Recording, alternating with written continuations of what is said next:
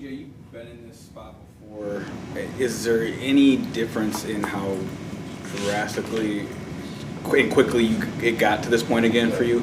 It happened pretty quick, but me just over the process of the training camp and OTA's always been preparing to just always be ready. That's the way you got to approach it, especially being in the backup roles. You have to just be ready no matter what. Never know when your number's called, so just always got to be ready, stay prepared. Was there ever a point during this training camp where you felt like Carolina may not have been the best fit for you?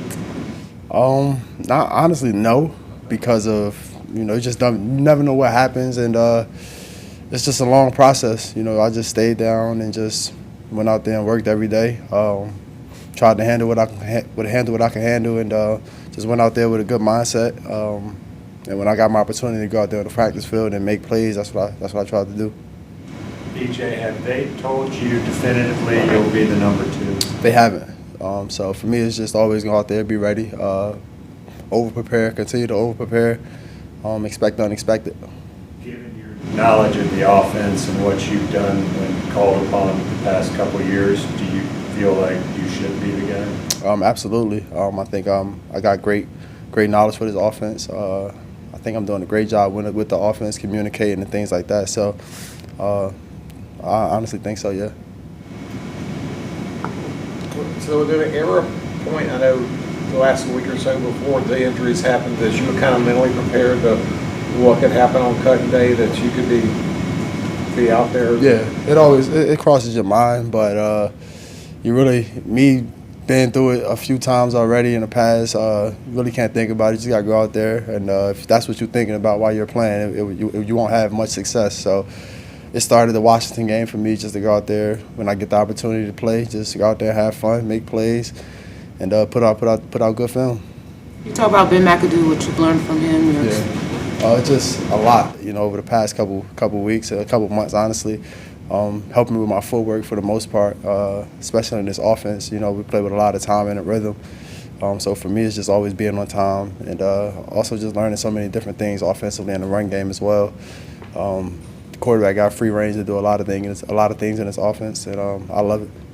PJ, how do you deal with that when they go out and they draft Matt in the 3rd round, then they trade for Baker, and so it's looking. Where do I fit into this puzzle? Like, how do you deal with that? And what were your emotions when all that stuff happened? I was emotionless when it happened. To be honest, I just went out. I just knew if I was gonna be on this roster still, I was gonna be able to go out there when I got the opportunity to practice, to make plays, and that's all you can really do. You really can't sit there and complain and be weeping about stuff that you can't control. I can't control them drafting Matt, and I can't control them trading for Baker. So for me, it was just I was here. I was still on the roster, and my mindset was just go out there and be me every day. Baker, did your experience last year PJ, did your experience last year prepare you for it? Yeah, absolutely. Last year was an eye opener for me, but it was worth it, and you learn in this business that it is a business. So for me, it was just to go out there, and if I needed to help whoever was in the room, it was going to be help whoever in the room. So, and that's what I've been doing, over the past couple months, just helping guys get better as well. You kind of touched on this, but how important is it for you to always, to keep those blinders on? Because as we kind of look at it, you could be number 4. Now you're number 2, like that. Yeah. To just keep those blinders on and always prepare as if you're always going to be on the roster. Yeah, it's difficult when you at 4.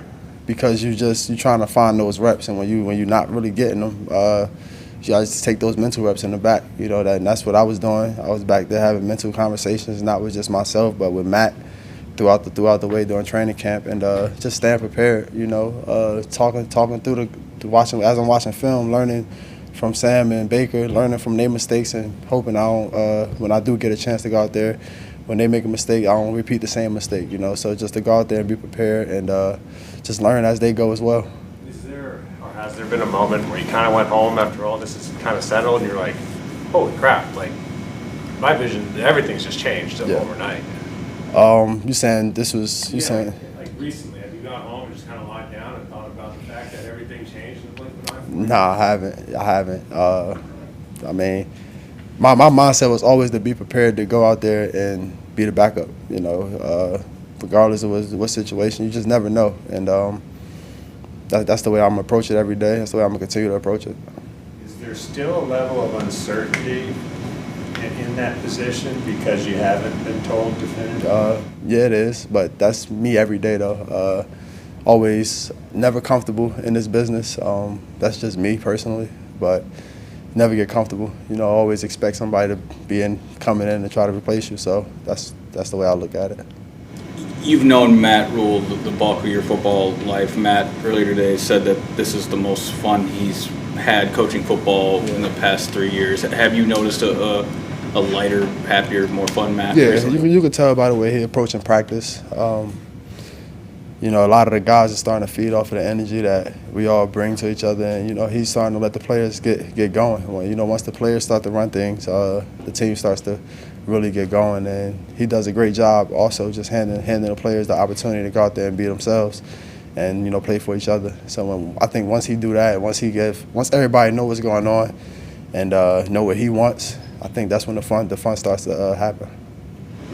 For all the stuff that's happened, I mean, how does that compare? You were in Indy when Andrew Luck retired, so suddenly, I mean, this isn't that, is it, in terms of dealing with things on the fly? Mm-hmm. No, it's not that. It's definitely not that. But for me, it's just, being in Indy always taught me to always be ready. Being in that room, just stay prepared. You never know. The GM there always told me prepare to be the backup. That was always be prepared to be the backup, and that was my mindset. And I took that mindset with me here, even in XFL when I went to go play. Always prepared to play. So that's the mindset you got to have.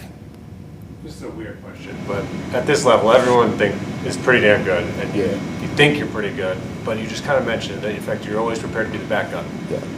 How tough was it, or is it, to adjust your mind that I'm going to be the starter, to be realistic and I can earn a job as the two? Yeah, depends on how you approach it. I think some guys. This is a league of roles. You got your guys that's the main guys on teams. You got your starting quarterback. You got your running backs, your star receivers. You got all those guys, but you got to have guys that know their role as well and that can help other guys around. Not just in the quarterback room. I'm here to help receivers. I'm here to help the O-line. I'm here to help the running back. So everything I can do to help the team get better, that's my job. That's me personally. That's what I like to do. What's Baker Mayfield like in the quarterback room? He's phenomenal. He's smart. I feel like we see things similar on a football field. So for the most part, I think that's a benefit for the room. What do you expect on the opening game if he does something spectacular against his former team? Yeah, I expect him to have a lot of juice and energy. I expect him to have a lot of juice and energy, no matter who we playing, to be honest, though. But I'm sure he'll be extra juiced up versus Cleveland. What is the biggest thing you've taken from him since? Just the poise and just to see how he move in the pocket and just small little minute things that he do. Just to see him go out there and maneuver in the pocket and move around, create plays. Them big plays that he can make, that he's capable of making when he's out of the pocket and also in the pocket as well. So me just learning from him, seeing what he brings to the table, and just trying to piggyback off that.